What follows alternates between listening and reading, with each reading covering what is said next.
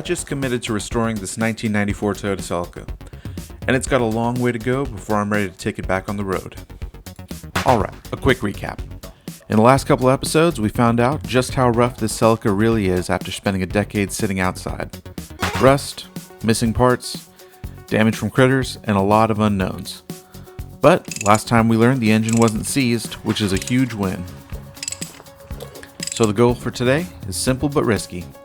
Do the bare minimum needed to safely attempt a first start. Not a full restoration, not to send it and see what happens, just enough inspection, cleaning, and prep to see if this engine still has a heartbeat. So let's get to it. The first step is to get the intake off. After sitting this long, you can't trust anything you don't see. And since I've already removed dozens of mud dauber nests and leaves, I have to assume nature has absolutely claimed this engine bay. The debris is everywhere, inside hoses, around sensors, and tucked into corners where it may catch fire when the engine gets hot. And it's not glamorous work, but insects, rodents, and trees don't really care about my project timeline. So before anything else, I'm going to make sure nothing gets sucked inside the engine the moment I turn the key. And with the intake out of the way, it's time to inspect hoses and wiring. And honestly, this is where the age really shows on the car. Some hoses are rock hard, others crumble the second you touch them. A few electrical connectors have cracked housings or broken locking tabs. And this stuff doesn't look exciting on camera, but absolutely determines whether the car will run or not. I'm not replacing everything yet. Just hoses and connectors that would cause vacuum leaks, fuel issues, or electrical faults bad enough to prevent starting. Think of this phase as making it functional, not making it perfect. Zip ties, heat shrink, replacing connectors, whatever it takes to make the engine safe to run, for now. And this would be an example of one of those for now situations. While unplugging the harness from the igniter on the firewall, the housing split. It's likely the first of many electrical connectors I'll need to repin with a new plug. And if you're the sort of person who keeps an old Toyota, a number you definitely want to know is 90980. On the pin side of the OEM terminal housings, there's a number stamped into the plastic. In the case of the 3rd Gen 3S GT igniter, it's 11024. And you can use the 90980-11024 to order a replacement housing or a pigtail depending on how badly damaged the connector is. For now, I'll get this part ordered, but the damage isn't so bad it'll stop us from plugging it back in for our first attempt to start. Next up, the oil change. Engine oil breaks down over time, even if the car isn't driven. Exposure to air, moisture, and contaminants leads to oxidation and reduces the lubrication that it provides.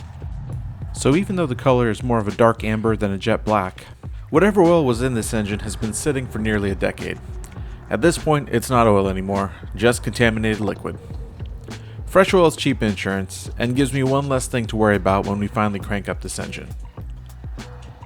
So I'll drain it, add a new filter, and put the fresh oil in. And I can't count the thousands of times I've changed the oil on a car in the last 3 decades of my life, but it's good that the only time I recall dropping the oil filter, it's the most accessible location and it's on camera. But thankfully it landed in the pan instead of on the ground. So a fresh filter and drain bolt gasket is all we need to fill our engine up with some new oil.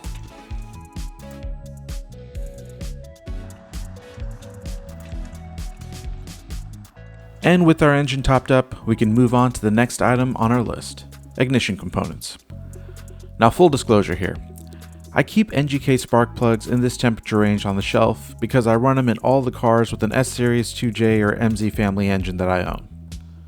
The wires, rotor, and cap don't look like they have any wear damage, cracks, or brittle plastic and rubber pieces, so I'm going to reuse them, but I did pull out a multimeter and check for continuity and resistance. It's not a comprehensive test of the ignition system, but it leaves me reasonably confident spark won't be a major hang-up when it comes time to start.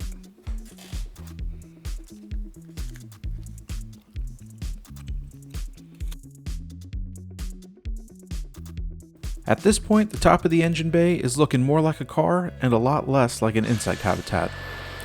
And though I'll have to take most of this stuff apart again in the future, everything under the intercooler is pretty accessible at the moment.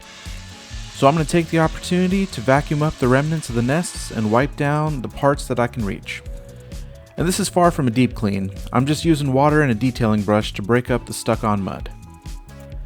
And although I've been turning a wrench for a while now, I'm very new to making videos.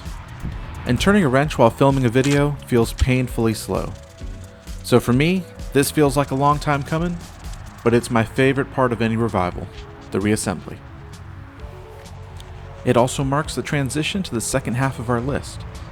So up next, the intercooler goes back on, the hoses that are needed to start or are in good shape get routed, all the others get capped off, and the wiring harness gets plugged back into all the sensors we disconnected.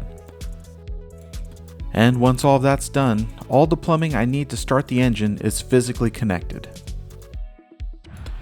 And now we're on the home stretch before we turn the key and what I thought would be the two easiest items, draining the fuel and throwing in a battery. Unfortunately, the hose on my fluid transfer pump could not navigate the bends in the fuel filler neck and reach the bottom of the tank. So instead of 30 seconds of effort to drain the tank from the gas cap, I disconnected the filler neck from the tank itself so I could get the end of the hose to the very bottom of the tank and remove as much of the old fuel from the tank as possible and dilute whatever was left with some fresh gasoline. While the tank's draining, there's a couple of schools of thought on long-term fuel storage. One camp says, use up the gas, leave the gas cap off, and store it empty. I subscribe to the opposite opinion. It says store it full and there won't be any space in the tank for condensation and moisture. But hopefully this is the last time I'm in a situation where I have to make the choice. So now, the moment of truth. I've got a battery with a jump pack going, and the first few cranks sound pretty good. The engine turns but it doesn't catch, and that's okay. Engines that have sat a long time need to build up oil pressures to circulate fuel, and so I keep cranking. Nothing abusive, just a 5-second burst a couple of times and then a 10-second pause in between.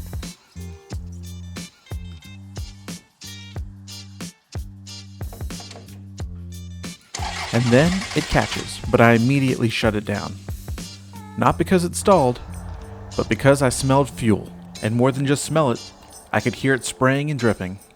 And a fuel leak isn't something you just want to see what happens with.